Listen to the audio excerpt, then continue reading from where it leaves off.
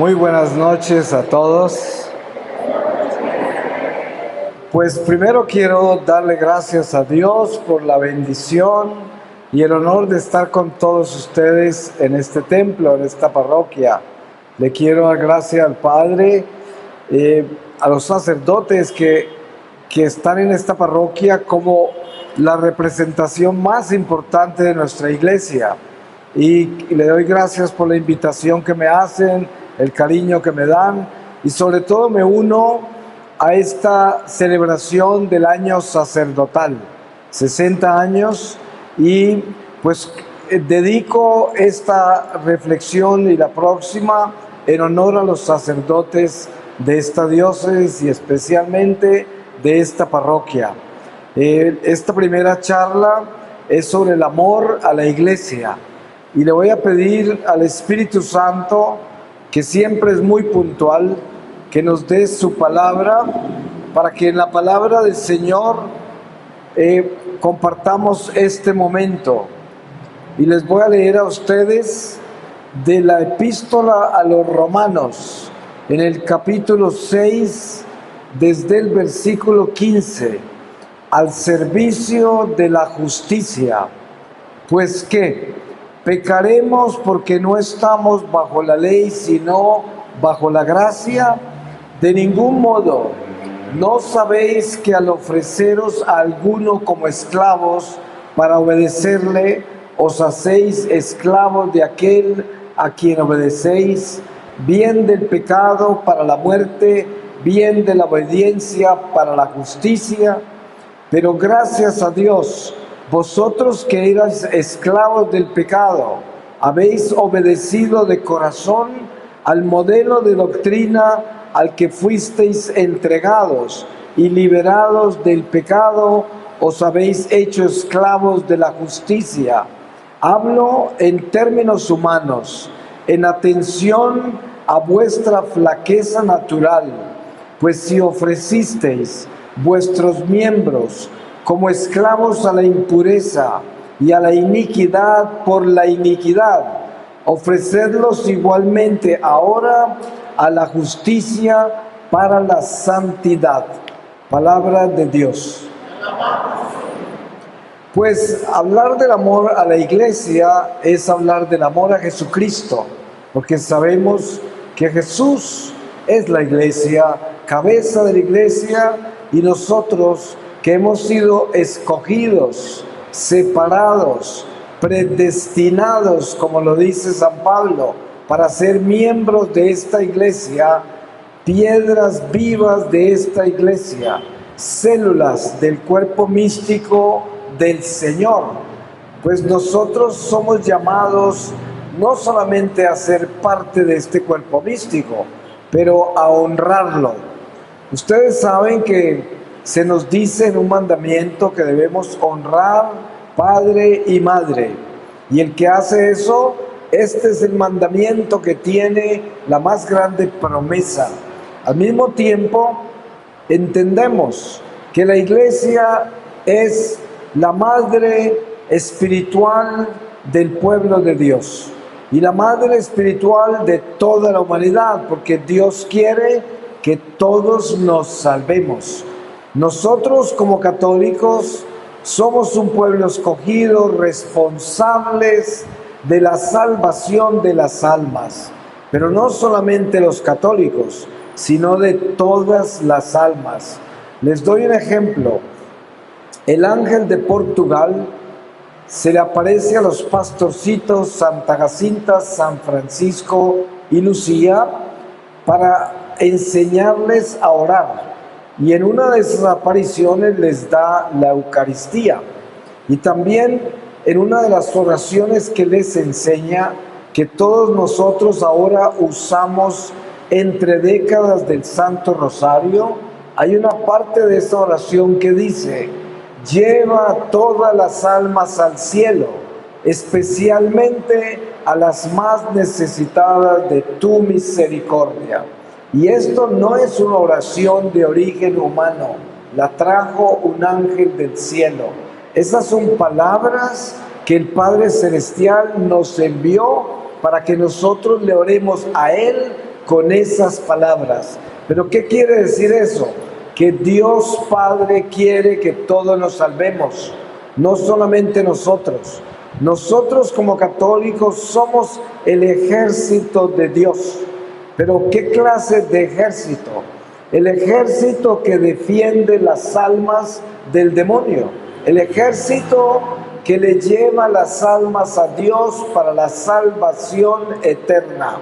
Y por eso debemos estar conscientes de quiénes somos nosotros como iglesia, porque nosotros somos la iglesia con cabeza de Jesucristo.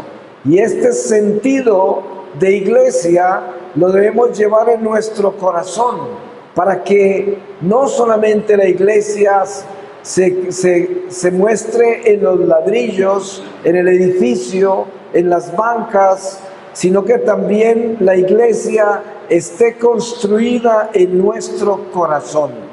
Hay un diálogo de Jesús con la mujer samaritana en el pozo de Jacob. Y la mujer se queja de que los judíos dicen que solo en el templo de Jerusalén se adora a Dios, pero que el padre Jacob les dijo que adoraran a Dios en ese pozo, en esas montañas. Pero Jesús le dice: llegará la hora en que no adorarán a Dios ni en Jerusalén ni en esta montaña. Lo adorarán en espíritu y en verdad. Esto es lo que quiere decir construir la iglesia en el corazón primero. Usted tiene que convertirse en católico en su corazón, para que cuando usted venga a participar de la iglesia militante que celebra dentro de estas paredes, que celebra sobre este altar, que celebra en las tradiciones sagradas, que celebra en los sacramentos, en la liturgia de la Eucaristía, en todo lo que compone nuestra doctrina católica. Ya cuando usted entra en esa celebración, su corazón está edificado en el Espíritu y la iglesia habita en su corazón. Y usted tiene en su corazón el amor a la iglesia, porque conoce el espíritu de la iglesia, que es el mismo Espíritu Santo. Y esto es muy importante tenerlo claro, porque ¿cuántas personas viven el catolicismo como una simple religión? Y entonces están allá afuera en el mundo haciendo lo que tienen que hacer, y cuando vienen a la iglesia es el día que están con Dios, que son de Dios, que se sienten de Dios.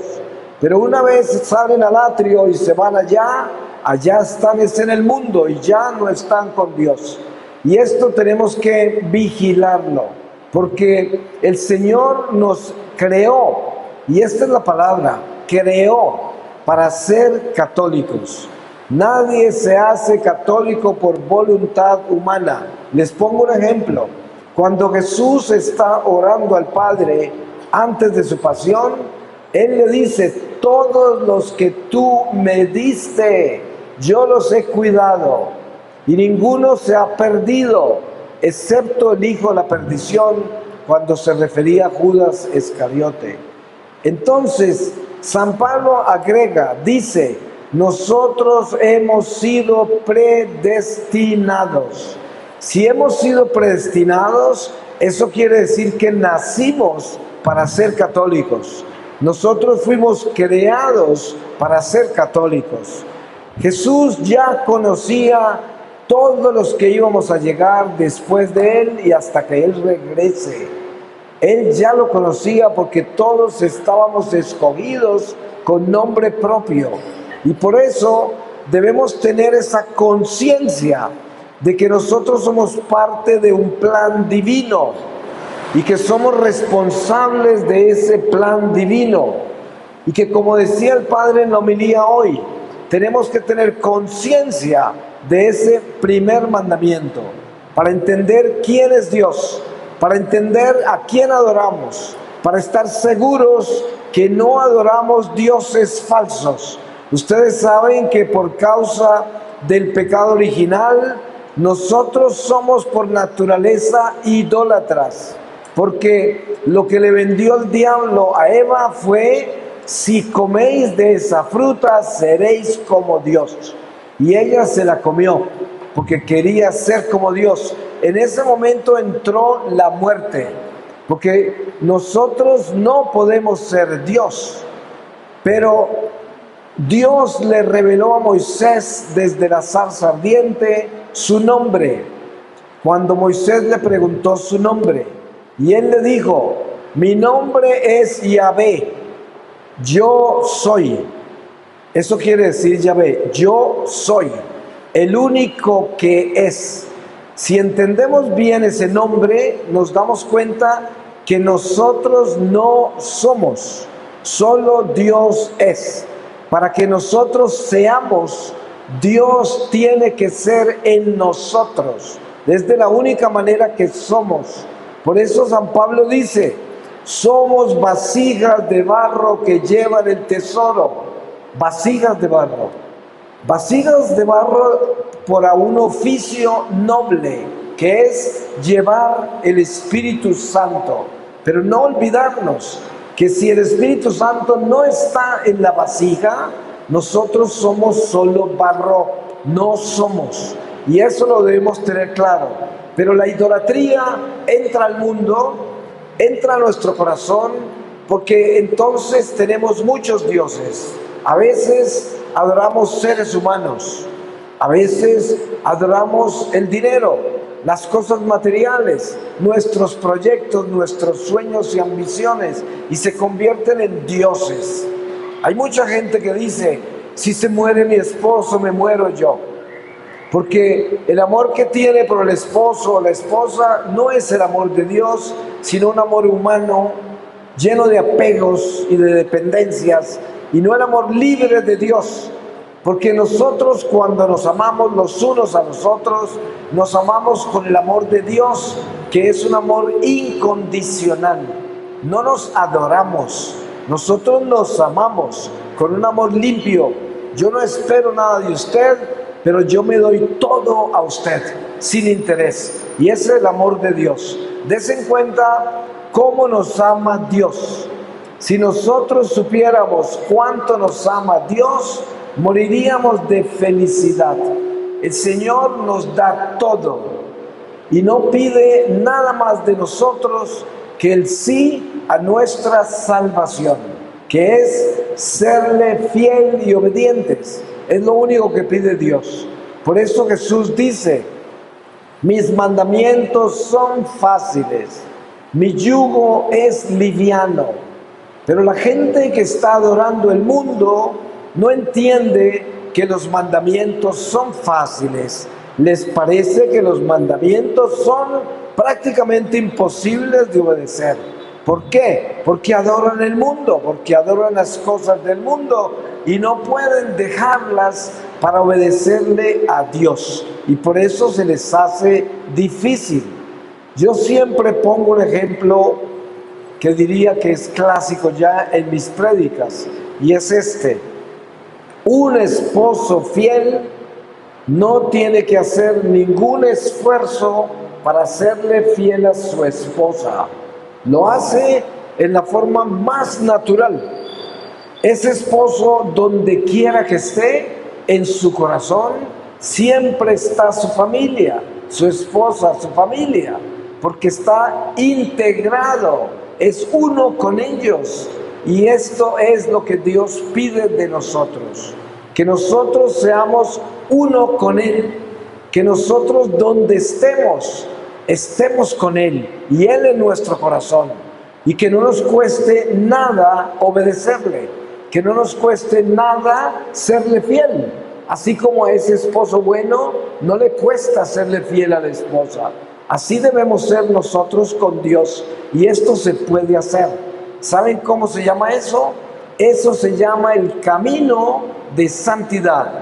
Así nos santificamos, volviéndonos uno con Dios y siempre buscando eso. Sí, somos pecadores, sí, cometemos errores y caemos. Jesús lo sabe también, que lo primero que hizo al resucitar fue instituir el sacramento de la confesión. porque nos conocía y sabía que necesitamos ese sacramento para constantemente reanudar nuestra amistad con Dios, porque somos pecadores. Pero miren el amor tan grande del Señor, conociendo nuestra miseria, nuestras flaquezas, nuestra vulnerabilidad, nos da la oportunidad de que siempre regresemos a ese tribunal de la misericordia que es el sacramento de la confesión.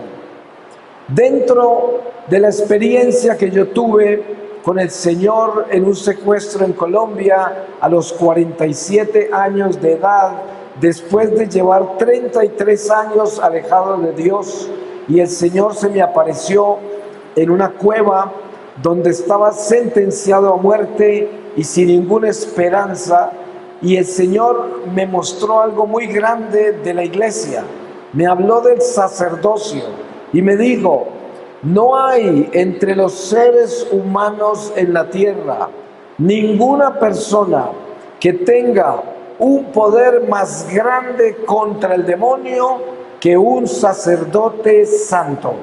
Dice, un sacerdote santo hace temblar a los infiernos. Y esto siempre me quedó grabado. Por eso cuando entro a este templo y veo esta celebración al sacerdocio, esto que se celebra aquí, estos 60 años, yo digo, esto es importante. Y no solamente importante, es que es necesario que nosotros nos concienticemos de quién es el sacerdote. Porque si tenemos amor a la iglesia, tenemos que entender la jerarquía de la iglesia. Dios es jerárquico. Ustedes leen la historia sagrada y entran en la liturgia, divina liturgia de la iglesia, y escuchamos lecturas donde hay arcángeles, hay ángeles, hay coros celestiales, y nos damos cuenta que hay jerarquías. Jesús, hablando de San Juan Bautista, les dijo: Juan Bautista es el profeta más grande que ha habido y que habrá, nacido de hombre, pero el más pequeño del cielo es más grande que él. Y ahí nos enseñó que en el cielo hay jerarquías, hay niveles, pero no son niveles de preferencia, sino que es crecimiento, es un orden de Dios. Y en la iglesia terrenal, que es donde estamos nosotros, que se conoce como la iglesia militante, porque nosotros estamos en guerra, enfrente a las fuerzas del mal, como dice San Pablo. Nuestra lucha no es entre nosotros, entre carne y sangre. Nuestra lucha es con los principados, poderes de las tinieblas que rondan los aires y nos quieren destruir. Esa es nuestra lucha. El único poder que tienen es el pecado.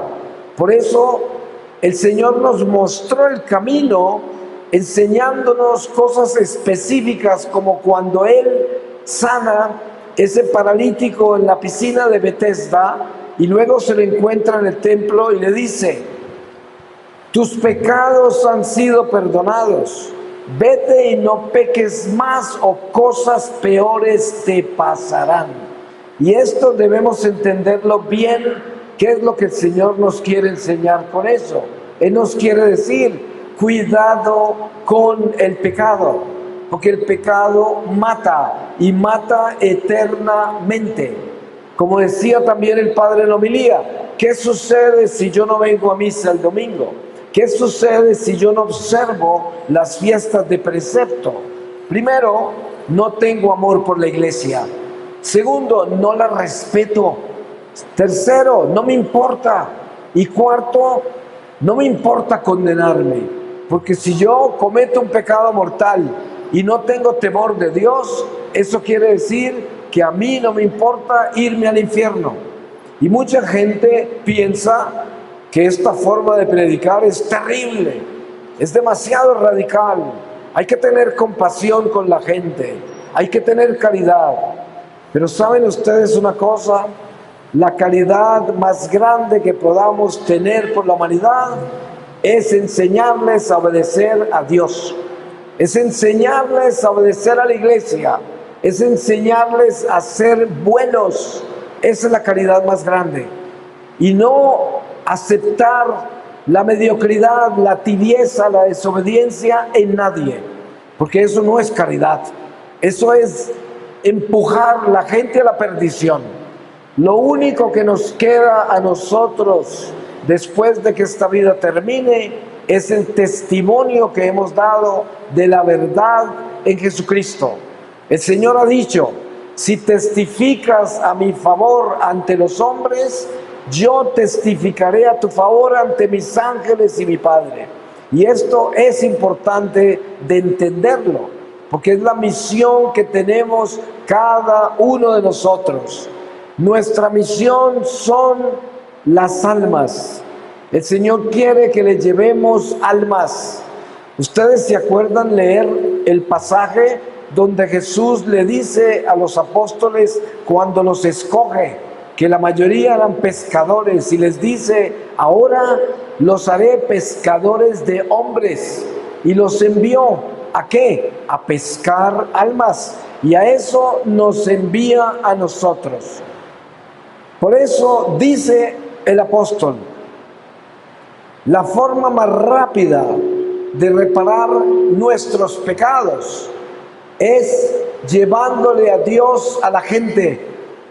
Como decía también el Padre en la homilía, cuando nosotros nos confesamos y nos absuelve el sacerdote, ese no es el final de esa confesión, es el principio de la enmienda y la reparación. Por eso, después de ser absueltos, salimos en un camino de enmienda, de reparación. Y la forma más perfecta para reparar los pecados que hemos cometido es llevándole a Dios a la gente, pero no con palabras, no con sermones, no con prédicas, sino con hechos, con un testimonio de conversión del corazón. Que puedan ver que yo me he enfrentado al pecado y que sinceramente lo odio, lo quiero dejar. Que no he dejado de ser un pecador y que soy una miseria todavía, pero que lucho todos los días por obedecerle a Dios, y que cuando fallo corro a confesarme, y que yo entiendo quién soy, que soy miserable, que soy pecador, pero yo quiero salvarme, yo quiero santificarme, y que todos puedan ver eso, porque no se trata de yo tratar de pretender que soy un santo cuando exhorto al otro a que deje el pecado. Se trata de acompañarlo con caridad, pero con firmeza, y decirle: yo también soy un pecador, pero yo lucho por no caer, y cuando caigo en medio de una batalla. Yo ya no me entrego voluntariamente al pecado, yo caigo peleándolo, y algunas veces me tumba el diablo, pero al reconocer quiénes somos, apoyamos a aquellos que no quieren luchar, que están caídos, que están en pecado, que no quieren tener una relación con Dios. Por ejemplo, cuando termina de servirse la comunión, es muy común escuchar que se ora la comunión espiritual. Yo soy muy sincero con ustedes, y seguramente esto no le cae bien a mucha gente, pero yo les digo algo de todo corazón.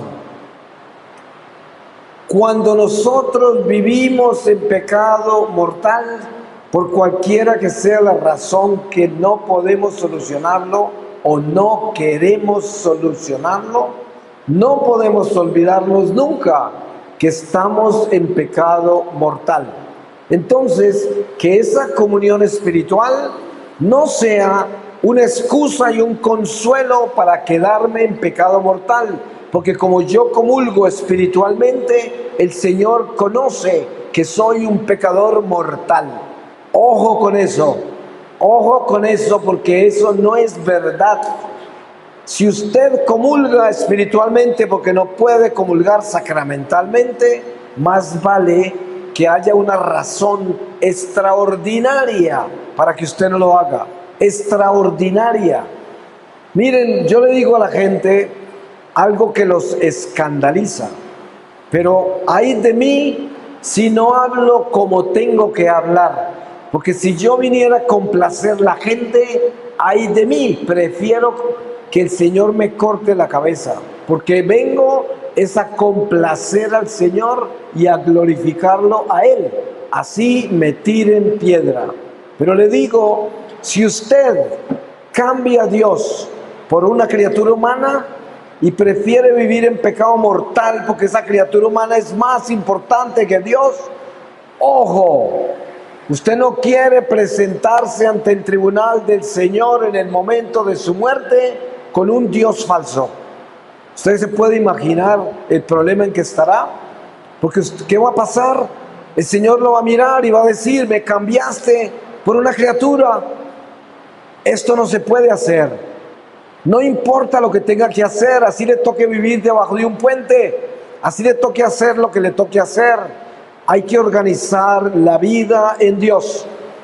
Y hay muchos conceptos y opiniones y situaciones de progresistas en la iglesia que aceptan pecados terribles. Pero yo les digo, ante el tribunal del Señor no hay progresismo. Ante el tribunal del Señor no hay mediocridad. Ante el tribunal del Señor no hay tibieza. Ante el tribunal del Señor no hay excusa para vivir en pecado mortal. Por eso, hágase un favor muy grande. La vida es muy corta. Yo he visto con mis propios ojos lo que sucede después de la muerte. Y no porque yo sea un santo, porque cuando yo lo vi, estaba también como condenado. Solo por gracia de Dios estoy acá. Pero mi vida estaba destruida. Y yo pude ver cómo es de claro lo que Dios ha hecho. No hay sino dos caminos. O le obedezco a Dios o le desobedezco. O soy de la luz o soy de las tinieblas. Usted puede venir a misa todos los días, usted puede estar en el templo todos los días, usted puede venir y pretender ser del altar, pero si usted está en pecado mortal, usted no es un amigo de Dios. Tan sencillo como eso. Miren, si cayera una bomba aquí en esta iglesia, lo cual es posible que suceda, a muchas iglesias las han bombardeado con la gente adentro y morimos todos en este momento. Les aseguro que cada uno de nosotros quedará en un diferente estado. No nos vamos a ver y cada uno solito comparecerá ante el tribunal del Señor. Cada uno, solo. Así de que entendamos la responsabilidad que tenemos. La iglesia es santa, perfecta, maestra. Y es muy claro el catecismo. Yo le digo a la gente, miren, hay cantidades de retiros hermosos y profundos y especiales. En la Cuaresma yo siempre le recomiendo a la gente, miren, tomen el catecismo. Este catecismo que hicieron entre el entonces Cardenal Ratzinger y San Juan Pablo II, precioso. Colóquelo sobre su mesa de noche durante toda la Cuaresma y todas las noches antes de acostarse, léase lo más que pueda del catecismo y se hará el regalo más grande. Es nuestra doctrina, es preciosa, está desmenuzado el Evangelio, está explicado todas las razones por las cuales nosotros debemos obedecerle a Dios, caminar con Dios, las razones por las cuales Dios quiere que nos salvemos, las razones por las cuales quiere que obedezcamos la iglesia en la forma que Dios la constituyó y en la forma que el Espíritu Santo la ha llevado a través de los siglos. Ustedes se dan cuenta, por ejemplo, en la historia sagrada que hace muchos siglos atrás no se conocía el rosario. Los monjes rezaban salmos a veces con unas camándulas hace muchos siglos, pero el rosario no existía. ¿Y por qué razón tenemos el rosario hoy? Porque el rosario es un don de Dios resultado de muchas batallas de la iglesia. Y entre más tiempo pasa y más batallas se libran, más gracias el Señor le da a la iglesia, más armas para defenderse de las tinieblas, porque entre más se acerca el final y el regreso del Señor, más furioso el diablo y más dura la batalla. Y eso lo sabemos. Basta con usted mirar este mundo como está de perdido para que se dé cuenta cómo está de furioso el demonio. Tiene deformada la humanidad. Si nosotros nos descuidamos, el diablo nos deforma, nos convierte en monstruos en un momento. Por eso es que debemos buscar que Dios nos convierta en santos, porque el diablo nos quiere convertir en monstruos, pero Dios nos quiere santificar. Y la iglesia es el camino que Jesucristo nos ha trazado, la nave que nos lleva a casa por estas aguas turbulentas de este mundo. Aquí, dentro de este templo, estamos en la nave que Jesús nos dejó, que la inició con 12 y con su madre y San José, y que la inició con ese don maravilloso que Él envió después de la ascensión al cielo, que fue Pentecostés. Y ustedes saben que estamos en esta nave navegando, pero con la intención de subir muchas almas a la nave. Por eso, el día que comparezcamos ante el tribunal del Señor, el tesoro más grande que vamos a llevar es cuántas almas conocieron a Dios por mí. Es el tesoro más grande. Nosotros somos instrumentos eucarísticos de reparación. La misión más grande del católico es la Eucaristía. Cada vez que comulgamos en gracia de Dios, Jesús, Eucaristía, rescata un alma de la perdición eterna. Miren que cuando estamos comulgando hay mucha gente muriendo alrededor del mundo y muchos en peligro de condenación en ese instante.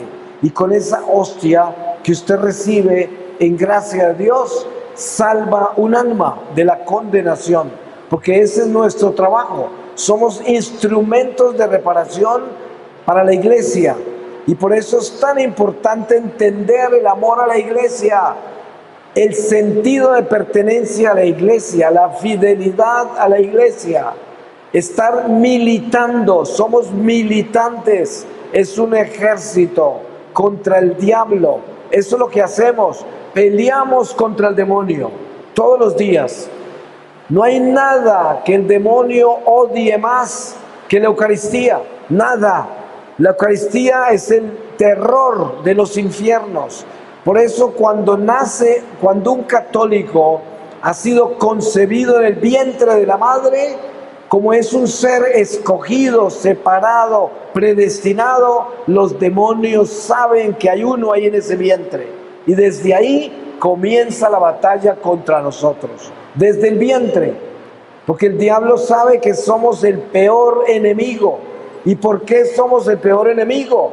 Porque somos instrumentos eucarísticos. Cuando usted comulga y sale del templo, usted lleva esa luz que quema las tinieblas, y por donde usted pasa, lleva la luz, y los demonios se enceguecen y les toca correr. Y cuando usted llega a su casa y hay gente lejos de Dios y están fríos y en la oscuridad, usted lleva luz a esas almas. Y a veces cosas maravillosas ocurren que nosotros no podemos ver y que solo las veremos el día que comparezcamos ante Jesús y el libro de nuestra vida se abra ante Él. Porque miren, ustedes leen los Hechos de los Apóstoles. Después de Pentecostés, los apóstoles se reunían todas las mañanas para partir el pan, que quiere decir para celebrar la Eucaristía entre ellos. Después de partir el pan, se iban para el templo en Jerusalén. Y la gente ya ni siquiera les pedía que impusiera las manos sobre enfermos, posesos, leprosos, paralíticos, sino que los ponían en las aceras de la calle por donde ellos iban a pasar. Y cuando los apóstoles pasaban, se sanaban todos sin que los tocaran siquiera.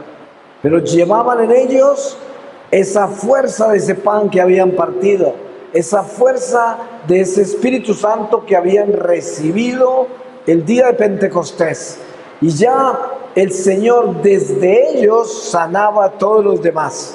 Y eso somos nosotros. Cuando somos fieles a la iglesia, cuando amamos la iglesia, cuando vivimos la iglesia tal y como Dios nos la dio, cuando salimos del templo después de comulgar, pasan cosas extraordinarias que no podemos ver, pero que están escritas en el libro de nuestra vida, porque esas son las maravillas. Ustedes saben que la palabra de Dios dice: acumula tesoros en el cielo, porque en la tierra se los come el óxido, la polilla, los ladrones se lo llevan, pero en el cielo nadie se los va a quitar. ¿Y cuáles son esos tesoros? Esos tesoros son el amor de Dios que en nuestros corazones se desplaza por esta vida, llenando a los demás de esa luz a la que fuimos llamados, en la que fuimos bautizados, a la que pertenecemos, porque somos antorchas de luz en las tinieblas. Este mundo es el mundo de las tinieblas, es el destierro. Mucha gente no quiere oír eso. Nosotros no estamos en el paraíso, estamos en el destierro, en una prisión. Jesús bajó del cielo y cuando se fue, ascendió. ¿Esto qué quiere decir? Estamos abajo y el Señor quiere que salgamos de acá. Pero el diablo quiere que pensemos que estamos en el paraíso y por eso nos vende el mundo como nuestro paraíso. Y por eso quiere que busquemos la felicidad en la tierra y que nos enamoremos de todo lo de la tierra. Pero cuando usted lee el Evangelio con cuidado, ¿qué nos está enseñando Jesús? Nos está enseñando a que soltemos las cosas terrenales. ¿Se acuerdan del joven rico del Evangelio que obedecía los mandamientos? Él observaba la ley, pero cuando le pidió que le entregara todo a los pobres y lo siguiera a él, ¿qué hizo él? Se fue triste porque no podía hacer eso. Pero Jesús, ¿por qué le pidió eso? Porque él quería lo mejor para él. Él no quería que él naufragara en la riqueza que tenía y que esa riqueza no fuera su Dios. Pero él no lo entendió, no lo quiso y se fue triste. Porque era un judío que estaba educado y conocía la ley, conocía a los profetas y sabía que Jesús le había dicho la verdad. Eso es lo que le pasa a la gente que anda por ahí mal y cuando oyen la verdad pero no quieren cambiar, se van tristes.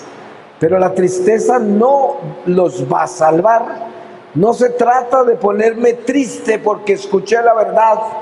Se trata de cambiar el corazón y dejar el pecado. Eso es lo que hay que hacer.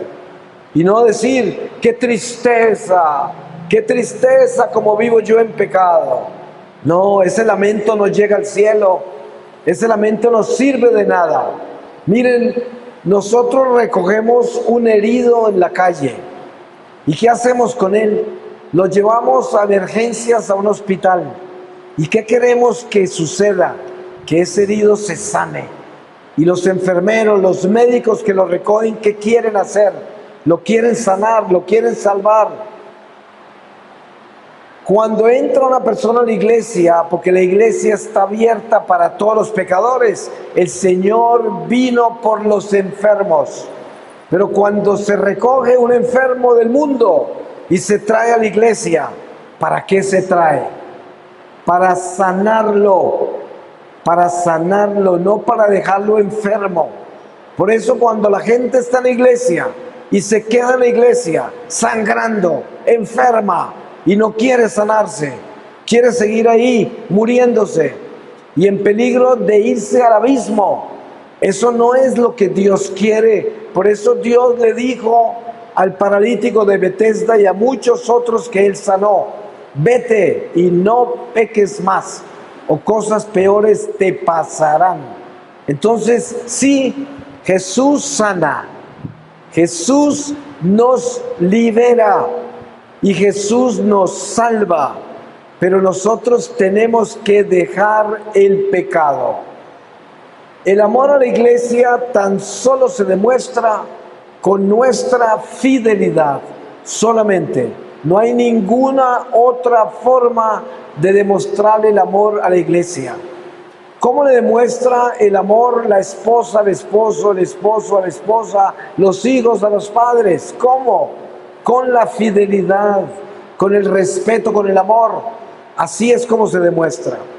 Voy a terminar con una lectura donde nos quiera llevar el Espíritu Santo. Y les voy a leer de la segunda epístola a los Corintios, en el capítulo 5, desde el versículo 11. 2 Corintios 5, 11. El ejercicio del ministerio apostólico. Por tanto, conociendo el temor del Señor, tratamos de persuadir a los hombres, pues ante Dios estamos al descubierto, como espero que ante vuestras conciencias también estemos al descubierto. No volvemos a recomendarnos ante vosotros, solamente queremos daros ocasión para gloriaros de nosotros y así tengáis de qué responder a los que se glorían de lo exterior y no de lo que está en el corazón. En efecto, si hemos perdido el juicio, ha sido por Dios, y si somos sensatos, lo es por vosotros, porque el amor de Cristo nos apremia al pensar que si uno murió por todos, todos por tanto murieron, y murió por todos, para que ya no vivan para sí los que viven, sino para aquel que murió y resucitó por ellos. Palabra de Dios. Pues que el Señor tenga mucha misericordia de todos nosotros, nos muestre el verdadero amor de su iglesia y convierta nuestros corazones. No hay tiempo que perder, la vida puede terminar hoy. Por eso glorifiquemos a Dios primero, por encima de todo, de las criaturas, del mundo, de todo. Hay que glorificar a Dios primero. Amén.